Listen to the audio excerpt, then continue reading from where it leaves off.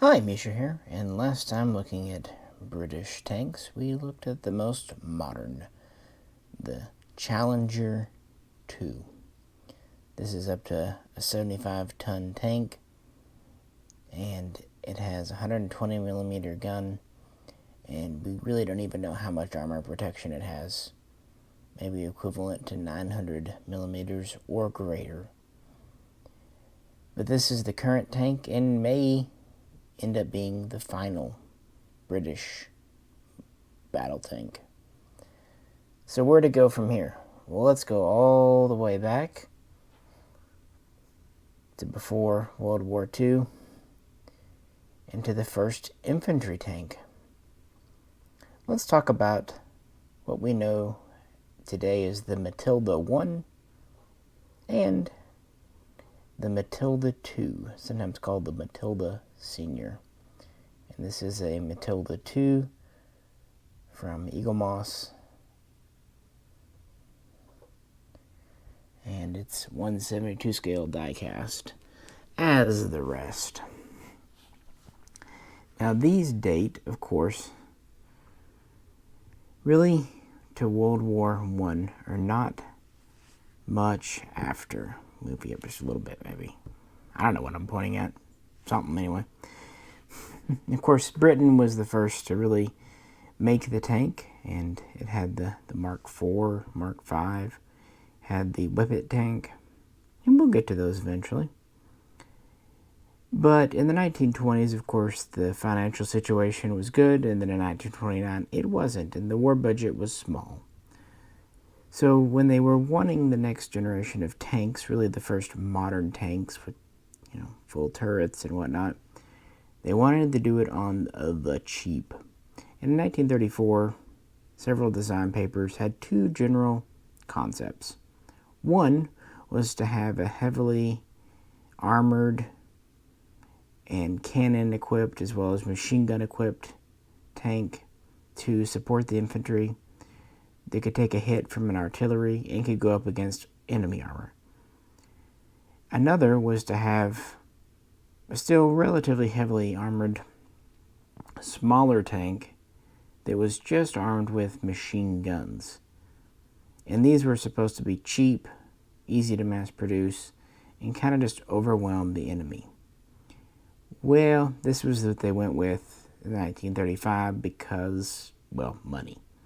And this would lead to Vickers, the A11E prototype, which would first show off in 1936 and be ordered in 1937, with the A11 being adopted as the Tank Infantry Mark I.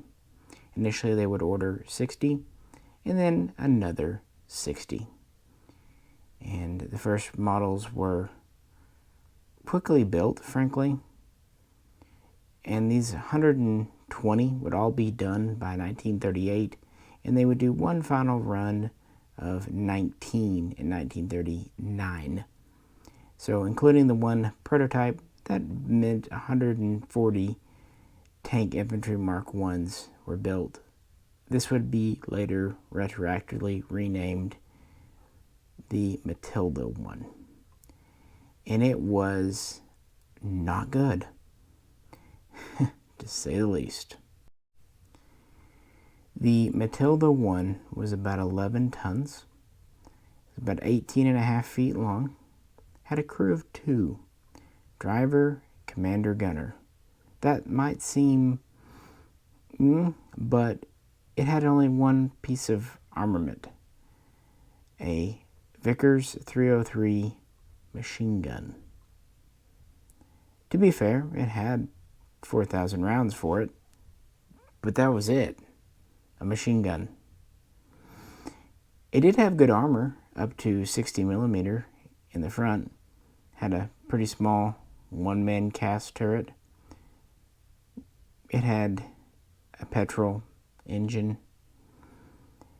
It did have a radio, pretty advanced for 1936-37, but it was very uncomfortable to use and, of course, rather limited range and pretty poor reception. The top speed, you might think, well, it's relatively light and lightly armed, so it's going to be fast, right? Oh, no, no. Top speed was about 8 miles per hour. And I don't mean 8 miles per hour cross country. I mean on a road. Cross country was less than 6 miles per hour. And range was all of about 80 kilometers. It was pretty much terrible in every possible way, except for having quite good armor. So, yeah, it would be hard for other tanks and infantry guns to penetrate it, but so what? It couldn't go fast. It couldn't really fight back. This is why they didn't really make any more than the initial 140. The last ones would be delivered in August of 1940, by which time it was already considered obsolete and actually was already out of service. So that was kind of it. It is worth saying that some of the last ones would have a 50 caliber machine gun instead of the 303. So fucking what? It was a pretty terrible tank. The Germans would end up capturing some and probably laughed. It was just nothing. Yeah. But the Brits recognized that. And that's where we get the Tank Infantry Mark II, later known as the Matilda II or the Matilda Senior. And that's what we have here. This was a much more capable tank. Yeah, even before the Matilda I was in production and service, they kind of realized they backed the wrong horse. But economics, of course, by 1936, Hitler was on the rise, and funding for the army was on the rise too. So they would develop the Mark II really by the state, but then the production would be transferred at the end of 1936 to the factory known as Vulcan. Initially, to go along with the Mark I, they would order 120, soon up to 140. They would first order 2 wooden mock-ups. These would be delivered beginning in April of 1937. And then they would order 2 what they called mild steel prototypes, delivered in April of 1938. And they would do a pretty good endurance test, especially by the standards of the day. And the Mark II proved very acceptable. Only needed a few tweaks, and it was ready for mass production. And so production would ramp up, and they would build nearly 3,000 between late 1938 and 1943. So what do we have here? What is this tank? Well, it's actually about the same length, about 18.5 feet, but in every other way, it's a lot different. It's much heavier at 25 tons. It has 2 6-cylinder engines, still petrol. We have a crew of 4. We have a driver, and we actually have a 3-person turret. Pretty forward-thinking. We have a gunner, commander, loader. We have very good armor protection for pre-war, up to nearly 80 millimeters in the front, 75 millimeters on the cast turret, up to 70 millimeters on the side, and even up to 55 millimeters in the back.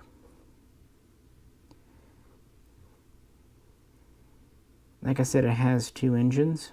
This did make the mechanics rather complicated and chancy to repair, but the good news is if one engine went out, it could still run on one engine. Not as well, but it could. It had a top speed of 16 miles per hour on road and about 8 miles per hour off-road. Not amazing, but it's kind of like the Churchill, and, well, it's better than Matilda I, that's for sure. It also had about twice the range. Again, not amazing, but it's definitively an improvement. It had 2 main guns. It had the QF 2-pounder with a quick-firing 2-pounder, which was an anti-tank gun, relatively high velocity for the day.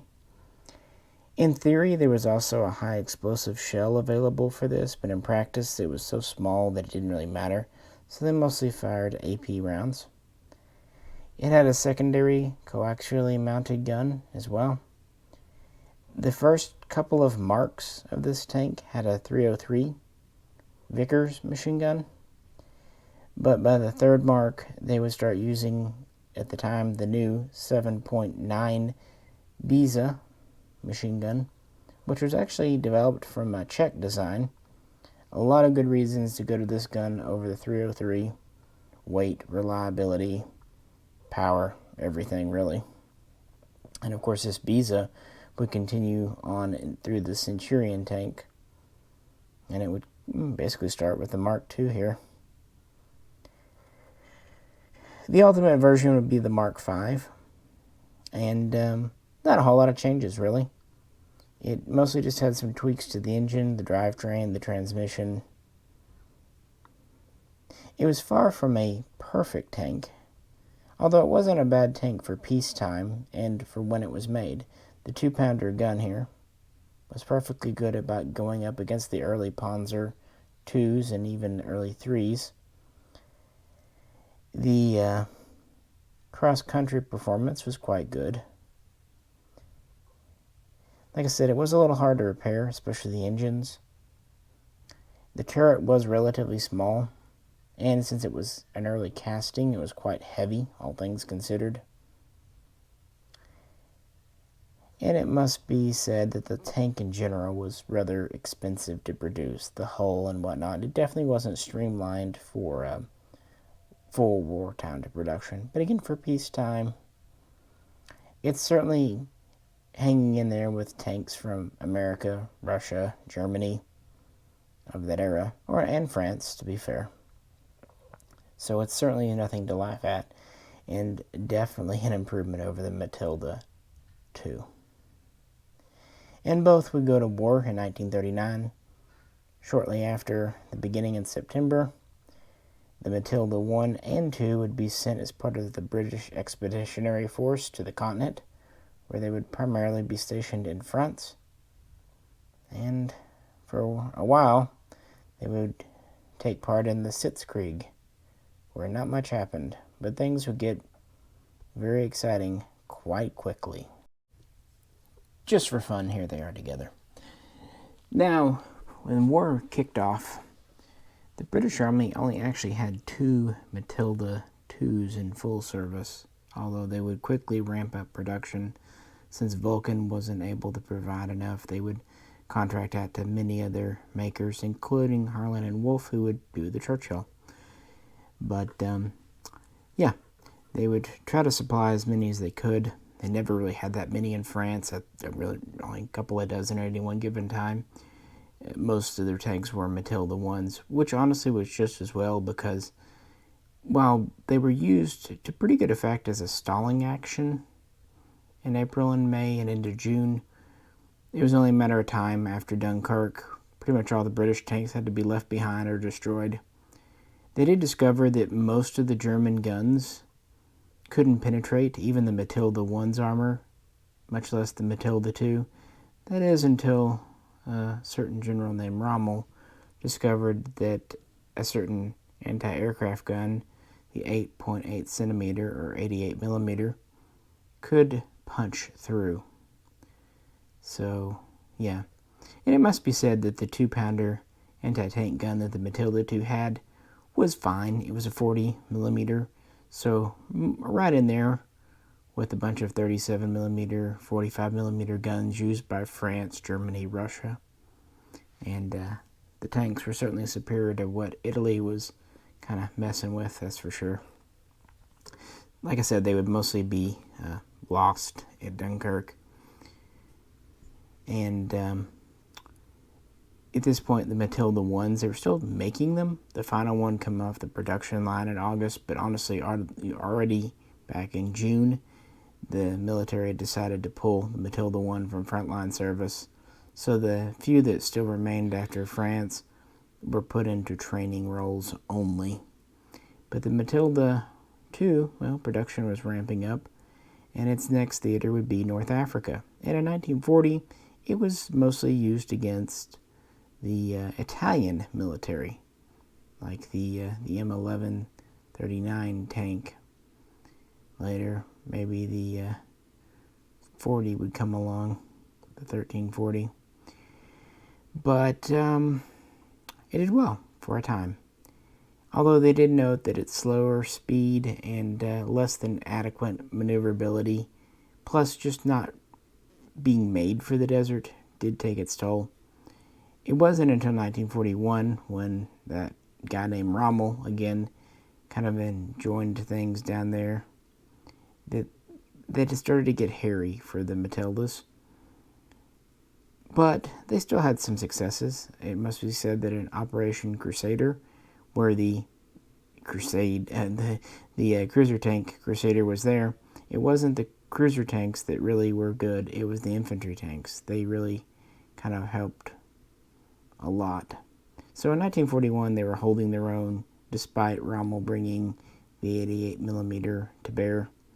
But by the end of the year, the Germans were fielding more 5cm and 7.5cm guns, and these could punch through the Matilda's armor. And on top of that, the German tanks were getting thicker armor, and the 2-pounder was not always reliably able to penetrate as before. And they really didn't have an opportunity, a chance to upgun the Matilda II, because this turret is just too small. It's a 3-man turret, and it's cast, so it's kind of thick-walled. There's really no avenue for improving things. And again, the tank was really too complex and too time-consuming to produce for wartime. So they would continue to build these until the summer of 1943. But actually, as an alternative, Vickers proposed what would become the Tank Infantry Mark III that would replace this, often known as the Valentine tank. And we'll talk about that in another video. It was essentially the same tank, but streamlined for mass production. So, into 1942, the Matilda is not nearly as common. It would still fight a few actions and support the infantry, but probably the last major engagement, there was even a few present, was the Second Battle of El Alamein in October of 42.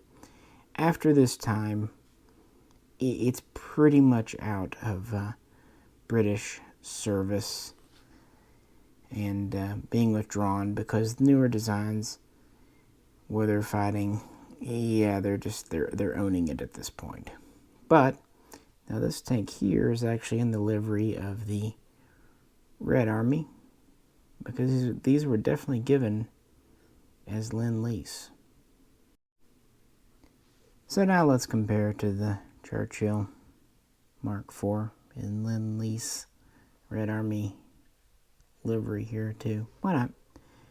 Yeah, this was one of the first tanks given to Russia. They started shipping these over very soon after the Germans came, Operation Barbarossa, and Russia would quickly press the Matilda into service by the end of 1941, using it to defend Moscow, and then using it in many engagements in 1942. Now, you look at the Red Army and the soldiers, they did not praise a lot of British equipment, be it aircraft or tanks or what have you. They said that the Matilda was too slow, too difficult to work on, and they did rightly point out that it had about the same speed and armor thickness as their KV-1, but a much smaller gun. A 40mm gun versus the 76.2mm gun of the KV-1. So you can kind of understand their complaints. Nevertheless, beggars can't be choosers, and so it was used extensively. Britain would ship nearly 1,100 of these over, and nearly 1,000 would actually make it. And while by the end of 1942 a majority had been destroyed or disabled, they were still in pretty heavy rotation in 1943, especially early on before Kursk. And then finally they were withdrawn from the Red Army by 1944, when they had enough either M4 Shermans or their own improved T-34s and T-34-85s. They might not have liked them, but it was better than nothing when Russia really needed tanks. Now, being in 1942, Australia took delivery of over 400 Matildas, and they were much more positive towards them.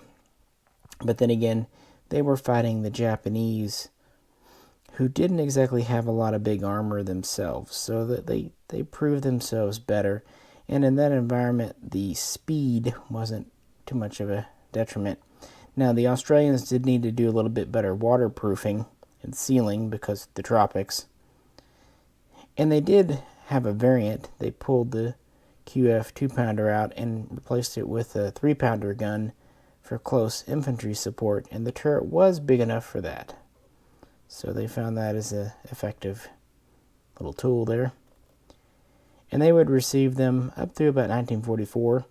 They would also get about a dozen more from New Zealand, who had no use for them.